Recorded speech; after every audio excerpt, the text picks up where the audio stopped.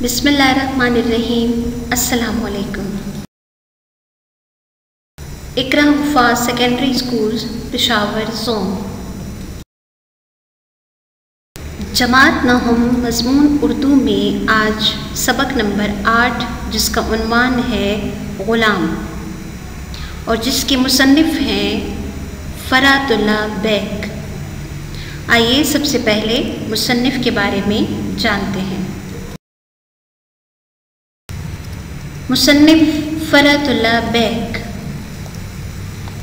آپ کی ولادت ہے 1883 اور وفات ہے 1947۔ مرزا فرات اللہ بیگ دہلی میں پیدا ہوئے۔ آپ نے BA تک تعلیم دہلی میں ہی حاصل کی۔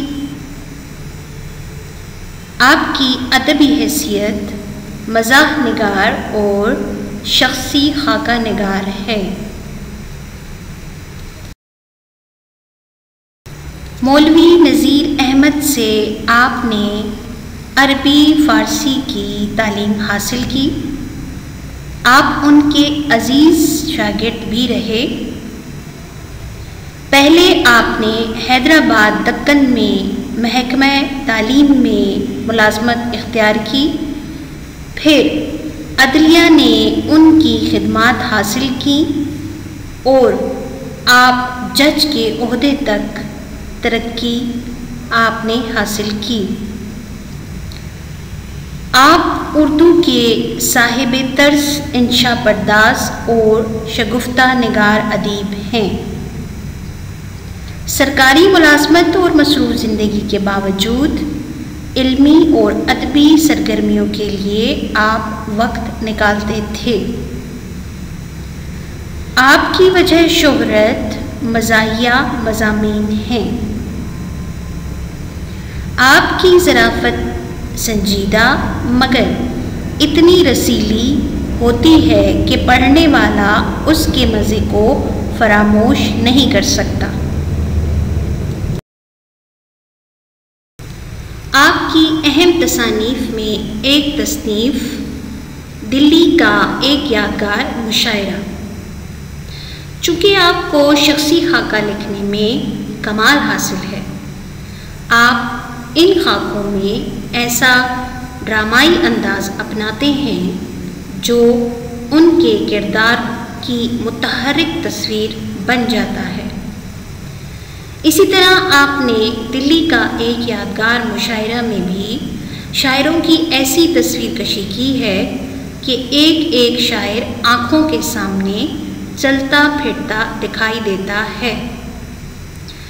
اس کے علاوہ آپ کی ایک اور تصنیف مولوی نذیر احمد کی کہانی کچھ میری کچھ ان کی زبانی۔ اس تصنیف میں آپ نے مولوی نذیر احمد کا جو خاکہ کھینچا ہے وہ اردو ادب کا شاہکار ہے۔ اس کے علاوہ آپ کا بڑا کارنامہ یہ ہے کہ آپ کے مضامین سے پرانی تہذیب کے ان پہلوؤں پر نظر پڑتی ہے جن تک رسائی کسی اور کی ممکن نہ تھی، اور اس کا ثبوت آپ کی کتابیں نئی اور پرانی تہذیب کی ٹکر اور پھول والوں کی سیر سے بخوبی ملتا ہے۔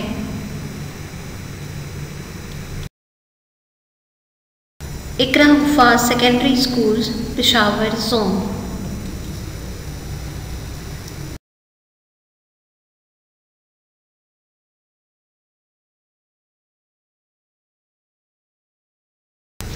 سبق غلام۔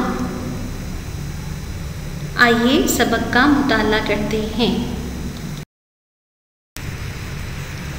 سب سے پہلے سبق کے اہم نکات۔ یہ سبق نثری اعتبار سے ایک شخصی خاکہ ہے جو غلام پر لکھا گیا ہے۔ مصنف کی ادبی حیثیت مزاح نگار کی ہے۔ مزاح نگاری کسے کہتے ہیں؟ جی بچوں، اس کے لغوی معنی ہے ہنسی مذاق، یعنی ادبی اصطلاح میں ایسی تحریر جو حقیقی مسکراہٹ پیدا کرے وہ مزاح نگاری کہلاتی ہے۔ بچوں، مزاح کو ظرافت سے بھی تعبیر کیا جاتا ہے، یعنی اسے ظرافت بھی کہا جاتا ہے، مگر ان دونوں میں واضح فرق ہے، اور وہ فرق یہ ہے کہ ظرافت کا مقصد محض ہنسانا ہے، یعنی صرف ہنسی پیدا کرنا ہے، جبکہ مزاح نگاری میں ہنسی کے ساتھ ساتھ غور و فکر بھی ہوتا ہے۔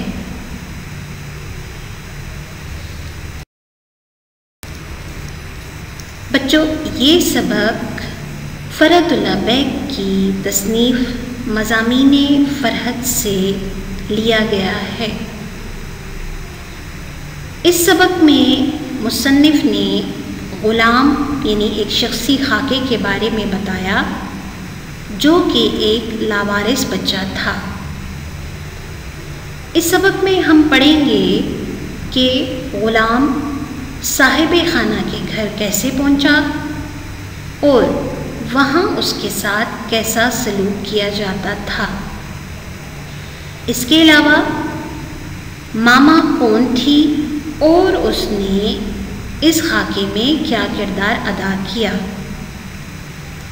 پھر ہم یہ بھی جانیں گے کہ اگر بے سہارا بچوں سے برا سلوک کیا جائے تو ان کی شخصیت پر کیا اثر پڑتا ہے، اس کے بارے میں بھی ہم جانیں گے۔ سبق کا مطالعہ۔ سبق کے آغاز میں غلام صاحب خانہ کے گھر آنے کا مقصد بیان کر رہا ہے، کہہ رہا ہے کہ میرا یہاں آنے کا مقصد اللہ ہی بہتر جانتا ہے کہ مجھ کو کس غرض کی تکمیل یعنی کس مقصد کے مکمل ہونے کے لیے یا کس خیال کو پیش نظر رکھ کر پیدا کیا گیا۔ غلام کہہ رہے ہیں مجھے تو بظاہر اپنے یہاں آنے کی یعنی صاحب خانہ کے گھر آنے کی کوئی وجہ معلوم نہیں ہوتی۔ اگر کوئی وجہ اسے محسوس ہوتی ہے تو وہ یہ ہے کہ سرکار کے چانٹوں کے لیے کسی گدی یعنی کہ تھپڑوں کے لیے، گدی کہتے ہیں گردن کا پچھلا حصہ، تو سرکار کے تھپڑوں کے لیے شاید گردن کی ضرورت ہوگی، یا پھر بیگم صاحبہ کے تماچوں کے لیے کسی کلے کی یعنی گال یعنی رخسار کی، یا پھر صاحبزادے صاحب کی ٹھوکروں کے لیے کسی پنڈلی کی، پنڈلی کہتے ہیں ٹخنے اور گھٹنے کے درمیان یعنی ٹانگ کا حصہ، یا پھر صاحبزادی کی چٹکیوں کے لیے کسی ہاتھ کی ضرورت تھی۔ تو غلام کو لگتا ہے کہ ان تمام باتوں کی بنا پر شاید میں یہاں صاحب خانہ کے گھر آیا۔ پھر کہہ رہا ہے کہ میرے پیدا کرنے کے لیے بہت کافی وجوہ موجود تھیں، یعنی بہت سی وجہ تھیں، شاید اسی خیال سے میری ہڈیاں مضبوط، میرا گوشت سخت اور میری گدی مضبوط بنائی گئی، یا پھر رفتہ رفتہ خود ہی مضبوط ہو گئی۔ اب وہ اپنے بارے میں بتا رہا ہے کہ وہ صاحب خانہ کے گھر کیسے آیا۔ کہہ رہا ہے کہ میں کہاں پیدا ہوا اور کب پیدا ہوا، اس کا داخلہ تو قضا و قدر یعنی اللہ تعالیٰ ہی کی ذات جان سکتی ہے۔ کہہ رہے دنیا میں میرے جیسے واقعات کا پتہ چلنا ناممکن ہے کہ میرے ماں باپ کون تھے، اس کا حال بھی کسی کو معلوم نہیں، اور کہتا ہے کہ کیوں معلوم ہو سکتا ہے جبکہ ان کا بیٹا ہونے کے مجھے بھی معلوم نہیں، یعنی میں اپنے والدین کا بیٹا یعنی اولاد ہوں، مجھے خود بھی نہیں معلوم تو کسی اور کو کیا معلوم ہوگا۔ ہاں میں اتنا جانتا ہوں کہ جب میں چھوٹا سا تھا تو اس وقت ایک عورت گود میں اٹھائے پھرتی تھی۔ کہہ رہا ہے کہ جب میں چھوٹا تھا تو ایک عورت مجھے گود میں لیے پھرتی تھی۔ اس کے بعد وہ عورت غائب ہو گئی اور کسی نے مجھے سڑک کے کنارے ایک مکان یعنی کہ یتیم خانے میں پہنچا دیا۔ اس کے بعد کہہ رہے ہیں سرکار آئے یعنی کہ صاحب خانہ، کچھ لکھا پڑی ہوئی یعنی کچھ کاغذی کارروائی ہوئی اور پھر مجھے گاڑی میں بٹھا کر لائے، یعنی انہیں گھر کے کام کاج کے لیے ایک نوکر کی ضرورت تھی، اس لیے انہوں نے یتیم خانے کے نگران کو بچے کے ساتھ اچھا سلوک کرنے کی تحریری یقین دہانی کرائی اور پھر اسے گاڑی میں بٹھا کر گھر لے آئے۔ اسی طرح سے غلام اس گھر میں آیا اور اب تک اسی گھر میں رہ رہا ہے۔ غلام جس دن صاحب خانہ کے گھر پہنچا اس دن صاحب خانہ نے اسے نہلا دھلا کر صاف ستھرے کپڑے پہنائے اور صاف ستھرا آدمی بنا دیا۔ اس کے بعد دسترخوان بچھا اور اسے بھی دسترخوان پر بٹھایا گیا۔ غلام کہہ رہا ہے یہ دسترخوان پر میرا پہلا اور آخری دن تھا جب مجھے دسترخوان پر ہی کھانا نصیب ہوا۔ کھانے چونکہ بڑے مزے مزے کے تھے اور میں بھوکا بھی بہت تھا کیونکہ یتیم خانے سے آیا تھا، اس لیے اسے اس قسم کے کھانے وہاں میسر نہیں تھے۔ تو کہہ رہے میں ایسا بھوکا تھا اور ایسا بے تاب ہو کر میں کھانے پر گرا جب پیٹ تن کر نکارا ہو گیا، یعنی کہ نکارا مطلب یعنی وہ ڈول جسے آمد کے لیے بجایا جاتا ہے۔ کہہ رہے اس وقت کہیں جا کر کھانے سے ہاتھ اٹھایا، جس پیٹ میں آدھی روٹی نہ جاتی تھی اس میں ملغوبہ بھر گیا۔ ملغوبہ کہتے ہیں مختلف چیزوں کا انبار، یعنی کہ جسم کے اندر معدے میں مواد اکٹھا ہو گیا جس کی وجہ سے اسے بدہضمی ہو گئی۔ علاج ہوا اور خدا خدا کر کے وہ اچھا ہوا۔ اس کے بعد کھانے میں احتیاط کی جاتی، اگر یہ نہ کرتا تو بیگم صاحبہ ضرور احتیاط کرتی، یہاں تک کہ اس کی روٹی گھٹتے گھٹتے یعنی کم ہوتے ہوتے آدھی روٹی پر نوبت آ گئی۔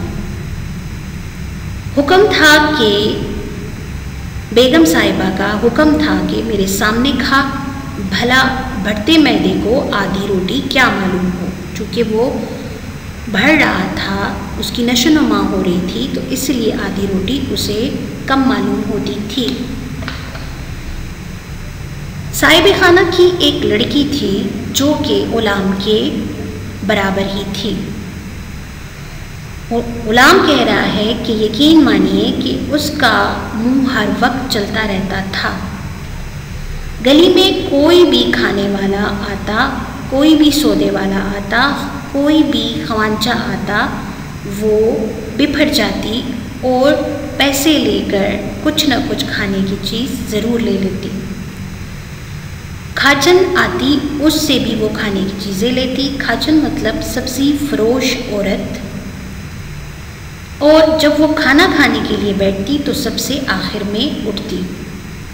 جب دیکھو اس کا پیٹ تنا ہوا ہوتا، ہمیشہ پیٹ خراب یعنی نرم رہتا جس کی وجہ سے اسے دست آ رہے ہوتے، مگر بیگم صاحبہ ہر کسی سے یہی کہتی کہ وہ کچھ کھاتی پیتی نہیں ہے، جبکہ اس کا منہ ہر وقت چلتا رہتا تھا اور کھانا ہی اس کا پسندیدہ مشغلہ تھا۔ اب صاحب خانہ کے گھر غلام کو کھانا مکمل نصیب نہیں ہوتا تھا، جبکہ اس کی بیٹی کو رکابیاں بھر بھر کر کھلائی جاتی۔ رکابیاں مطلب پلیٹ۔ اور غلام کے بارے میں کہا جاتا کہ موئے کا پیٹ نہیں بڑھتا، یعنی کمبخت یا بد نصیب۔ غلام کے بارے میں کہا جاتا کہ اس کا مرغی کا معدہ ہے، یہ ادھر کھاتا ہے اور ادھر ہضم ہو جاتا ہے۔ اب جب غلام کو کھانا کم ملتا تو غلام نے ایک اور کام شروع کر دیا.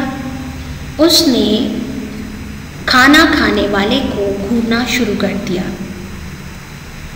اب غلام کہہ رہے نظر وظر تو لگانا مجھے آتا نہیں، ہاں یہ ضرور ہے کہ گھورنا میرے لیے مفید ثابت ہوا، کیونکہ اس طرح کھانے کے لیے اسے کچھ نہ کچھ مل جاتا.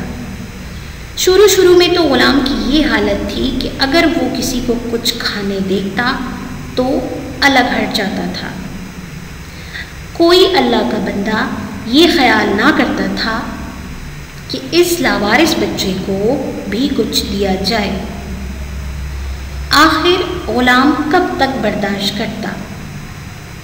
اس نے بھی رنگ دکھانا شروع کر دیے. یعنی غلام کی نظر کا شہرہ ہو گیا، یعنی شہرت ہو گئی. اس نے بھی رنگ دکھانا شروع کر دیا. جہاں کسی کا منہ چلایا یا منہ چلا، غلام نے اسے گھورنا شروع کر دیا.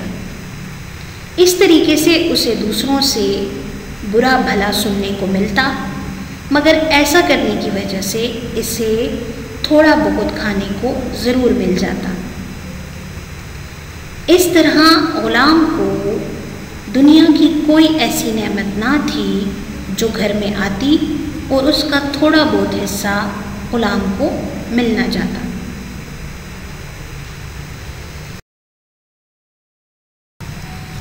غلام چونکہ اس گھر میں نوکر کی حیثیت سے لایا گیا تھا، اس لیے گھر والوں کا سلوک اس کے ساتھ اچھا نہ تھا.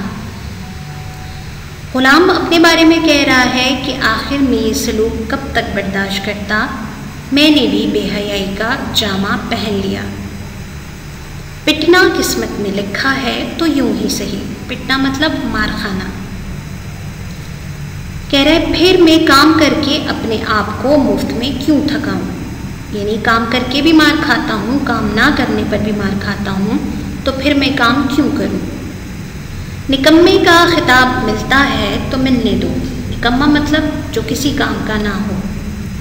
برا بھلا کہتے ہیں تو کہنے دو. اس کان سنو اس کان اڑا دو. آپ ہی بک بک کر تھک جائیں گے. بک بک کر یعنی زیادہ بول بول کر. غلام کی یہ چال بھی گھورنے کی طرح کامیاب ثابت ہوئی. سب چیختے چلاتے مگر وہ ٹس سے مس نہ ہوتا، یعنی اس پر کوئی اثر نہ ہوتا. جہاں کسی نے ذرا ہاتھ اسے لگایا تو اس نے زور سے چیخنا شروع کر دیا، ایسے جیسے کسی نے اس کا گلا دبا دیا ہو. کبھی کسی نے میری اس ترکیب کو دیکھ لیا تو میرا راز کھل گیا، نہیں تو مارنے والا کبھی خود بھی گھبرا جاتا تھا. اکثر دوسروں نے غل مچایا یعنی شور مچایا کہ اے ہے لونڈے کو مار ڈالا، یعنی لڑکی کو مار دیا. کبھی تو مارنے والے صاحب مجھ سے زیادہ پٹ گئے اور کبھی ڈانٹ ڈپٹ ہو گئی، مگر ہم کام سے بچے رہے. کہہ رہے ہیں مگر بابا ہر فرعون را موسیٰ، یہ ضرب المثل ہے، یعنی ہر ظالم کی سرکوبی کے لیے کوئی نیک بندہ پیدا ہو جاتا ہے. تو اسی طرح اس کے لیے چھوٹی صاحبزادی جو غلام سے بھی زیادہ تیز تھی، خود ہی مجھے مارتی اور خود ہی رونے بیٹھ جاتی. بھلا ان کے مقابلے میں مجھ بیچارے کی کیا ہستی تھی، الٹا مجھ پر ہی لے دے ہوتی، یعنی اس سے ہی پوچھا جاتا. غرض اس لڑکی کے ہاتھوں ناک میں دم آ گیا، مگر میں بھی بدلہ لیے بغیر تھوڑا ہی مانتا تھا. مارنے کی تو ہمت نہ ہوتی تھی.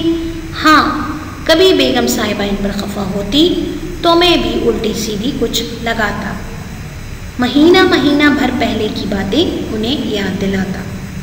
اگر قسمت نے یاوری کی یعنی قسمت نے ساتھ دیا ہوتا تو غلام کا کام بن جاتا اور صاحبزادی صاحبہ کو خوب کنی ہو جاتی، یعنی خوب سننے کو ملتی یا غصہ اس پر کیا جاتا، نہیں تو لطراپے کا الزام لگا دیا جاتا. اور بیگم صاحبہ نے بھی بیٹی کا غصہ کبھی کبھار غلام پر اتار لیا ہوتا. اب غلام کے بارے میں کہا جا رہا ہے کہ غلام کو جمعے کے جمعے اس کے سر کو باجرے کا پیڑا بنا دیا جاتا تھا، یعنی اس کے سر کی ٹانٹ گھونٹ یعنی کہ جو کھوپڑی ہے اس کی رگڑائی کی جاتی تھی، اور جو چھوٹی چھوٹی بالوں کی جڑیں ہوتی تھی یعنی کھوٹیاں نکلی ہوئی ہوتی تھیں اسے استرے سے ختم کر دیا جاتا۔ اگر استرا غلام کے سر پر پھیرا جاتا تو وہ قیامت کا وقت ہوتا تھا، کیونکہ غلام جس کے پاس سے بھی گزرتا تھا اسے ایک چانٹا پڑتا تھا۔ اس طرح مارنے والے کو بھی مزہ آتا تھا، لیکن وہ تھپڑ غلام کے سر کو چکرا دیتا تھا اور غلام کو بہت تکلیف بھی ہوتی تھی، یہاں تک کہ بڑے سرکار بھی چلتے چلتے ایک دو چانٹے ضرور رسید کر دیتے تھے۔ کہتے ہیں کہ باپ پر پوت، پتا پر گھوڑا بہت نہیں تو تھوڑا تھوڑا، یہ ضرب المثل ہے۔ اس کا مطلب ہے کہ ہر شخص پر کچھ نہ کچھ خاندانی اثر ضرور ہوتا ہے۔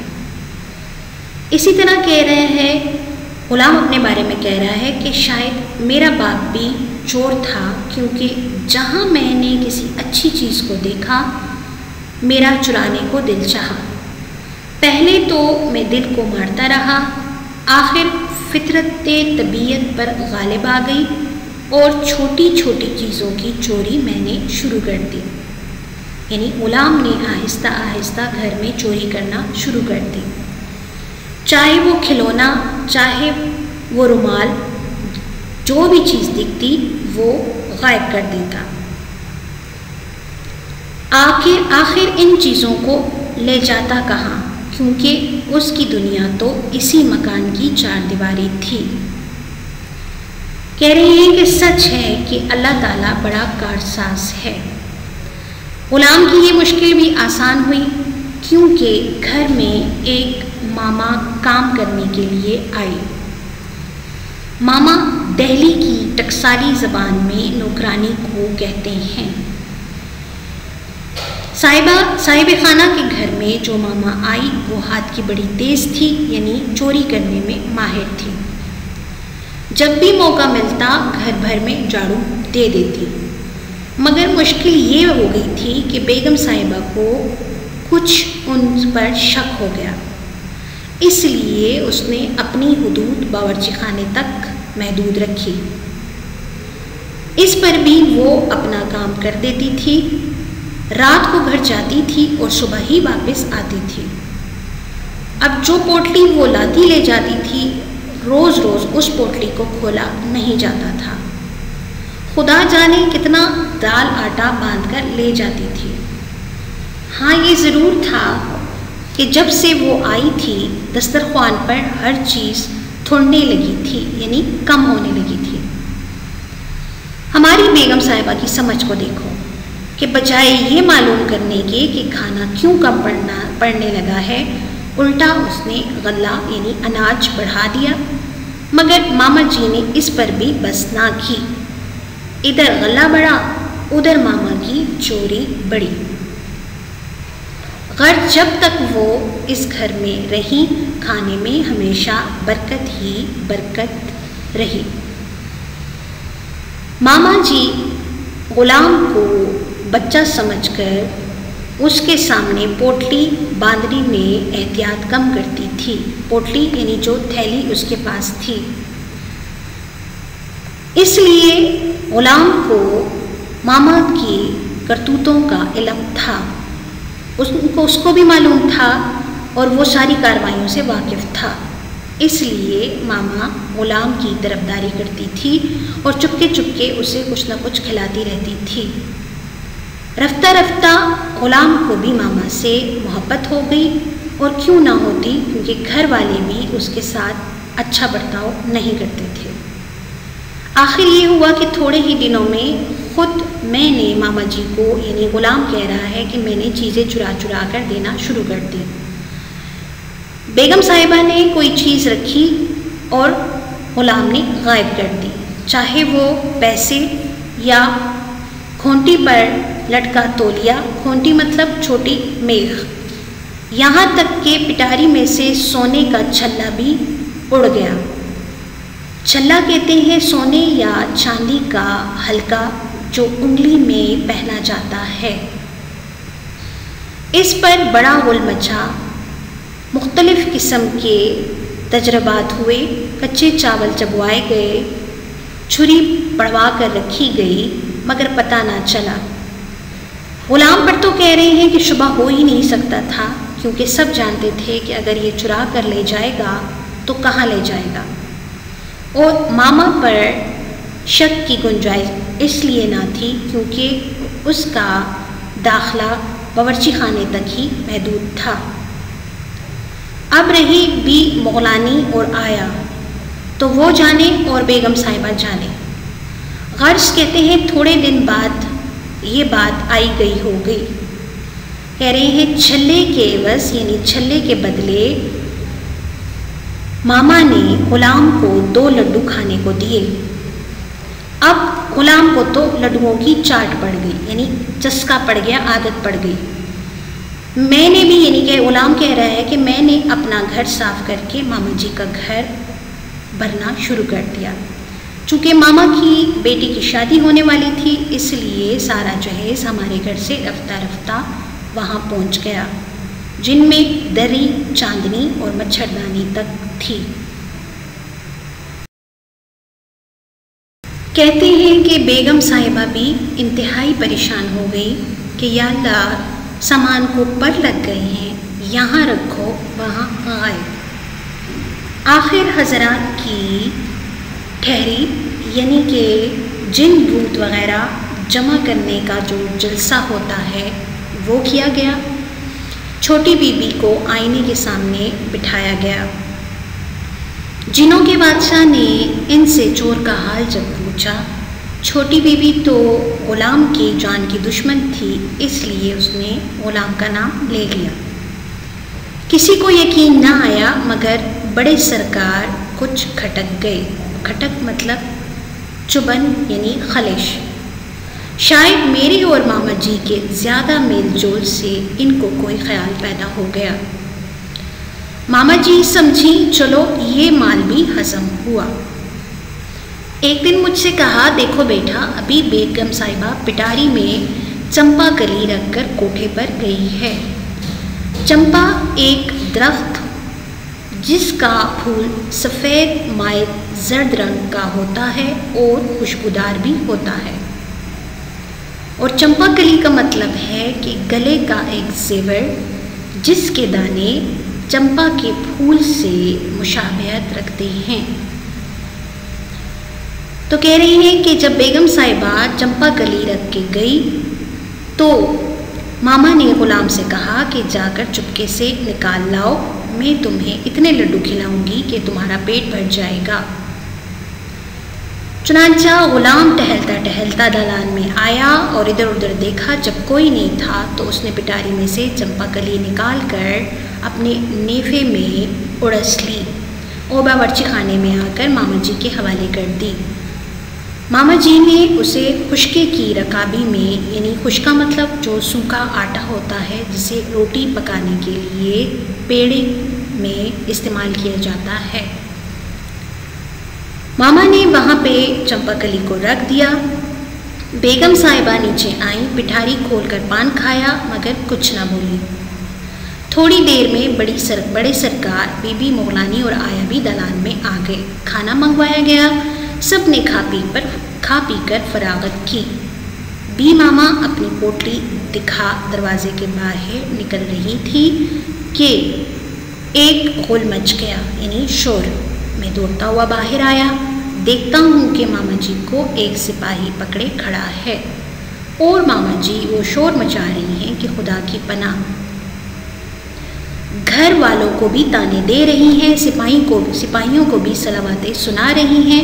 مجھے جو ماما جی نے دیکھا تو کہا، بیٹا یہ کھانا تو لے جا کر میرے گھر میں دے آ، بچی بھوکی بیٹھی ہوگی، 12 بج چکے ہیں، دیکھیے ان کالی وردی والوں سے کب پیچھا چھوٹتا ہے، خدا نہ کرے کہ کوئی ایسے گھر میں نوکر ہو، یہ نہ شریف کو دیکھتے ہیں نہ رزیل کو، رزیل مطلب پاجی یا کمینہ، घोड़े गधे को एक ही लाठी से हाँकते हैं। ये कहकर उन्होंने पोटली मेरी तरफ बढ़ाई। मैंने हाथ बढ़ाया ही था कि सिपाही ने ऐसे ज़ोर से डांटा कि मेरा दम ही निकल गया और मामा जी भी कुछ सहम सी गई। इतने में दारोगा जी भी आ गए, यानी थानेदार, सब इंस्पेक्टर। कुछ लोग और जमा हुए। पोटली खुलवाई गई। खुशके में से चंपाकली निकली। ये देखकर मामा जी बिफर गई। कहने लगी, है ये चंपाकली मेरे खुशके में कहाँ से आ गई? बेगम साहिबा ने खुद निकाल कर मुझे खुशका दिया था, उन्हीं ने रख दी होगी। हाँ बाबा, बड़े लोग हैं, आज खुशके में मुद्दा यानी चोरी का माल रख कर पुलिस के हवाले कर दिया, कल खुदा जाने क्या करें। ना बाबा ना, मैं इस घर में अब नहीं रहने वाली। ये कहकर उसने जाना चाहा कि सिपाही ने उसकी चुटिया पकड़कर घसीट लिया। इस पर तो बुढ़िया ने वो उदम यानी शोर मचाया कि सारा महल्ला सर पर उठा दिया। गुलाम कह रहे, उस वक्त तो मैं ना समझा कि ये शोर क्यों मचा रही है। बाद में समझ आई कि उसका मकान करीब ही था और ये अपनी बेटी को ये बताना चाह रही थी कि वो घर से चोरी का माल निकाल दे। चुनांचा माँ भी बेटी भी माँ की तरह थी। उसने माँ की जब ये हालत देखी और सुनी तो वो भी चोरी का सारा माल लेकर निकलने लगी। उसी वक्त दूसरे सिपाही ने उसको पकड़कर माँ के साथ लाकर खड़ा कर दिया। कह रहे, इसके बाद हम सब से पुरशिश हुई यानी पूछगछ हुई। मार से डराया गया गुलाम को, मिठाई का लालच भी दिया गया। फिर हमको इन माँ बेटी से क्या दिलचस्पी थी, मार और मिठाई के लालच से सारा किस्सा कह सुनाया। इसके बाद मालूम नहीं कि वो दोनों कहाँ जहन्नुम रसीद हुई। हाँ, ये ज़रूर हुआ कि हमसे जो वादे हुए थे इनका पहला हिस्सा बहुत दिल भर कर हमको पहुँचाया गया। घर में कहते हैं हम भी अब रह रहे हैं, लेकिन मामाओं और नौकरों से हमको ज़रा कम मिलने दिया जाता है। और कह रहा है गुलाम कि मैं अब खुद भी समझदार हो गया हूँ, अगर कुछ चुराता भी हूँ तो खुद ही खा पी कर बराबर कर देता हूँ, ना ही किसी को देने की गलती करता हूँ। भला सरकार के माल के जब हम हकदार मौजूद हैं तो फिर ये माल दूसरों को क्यों जाए। बचपना था, गलती हो गई थी उस वक्त, अब अल्लाह माफ़ करे। ये सबक मज़ामीन फ़रहत से लिया गया था। इस सबक में दर हकीकत ये बताया गया कि बेसहारा बच्चों से बुरा सलूक किया जाए तो उनमें अक्सर बुरी आदतें पैदा हो जाती हैं। अगर इनको डांटा जाए तो ये ढीठ बन जाते हैं, मारा जाए तो झूठ का सहारा लेते हैं, और अगर इनकी काम की हौसला अफजाई न की जाए तो ये काम से जी चुराते हैं। मुसलसल नज़रअंदाज करने की वजह से इनका मिजाज चिड़चिड़ा हो जाता है, इनका अखलाक भी बिगड़ जाता है और वो अमूमन ज़िंदगी से मायूस हो जाते हैं। और कभी कभार तो इनमें बगावत और इंतकाम के जज्बात भी पैदा हो जाते हैं और वो चुगलखोर बन जाते हैं। उम्मीद है कि आपको सबक की अच्छी तरह समझ आ गई होगी। घर का काम है, दर्स का बगौर मुताला करें और मारूजी सवालात को तैयार करें। इसके अलावा मश्क में सवाल नंबर 10 और 11 के जवाबात लिखें। शुक्रिया।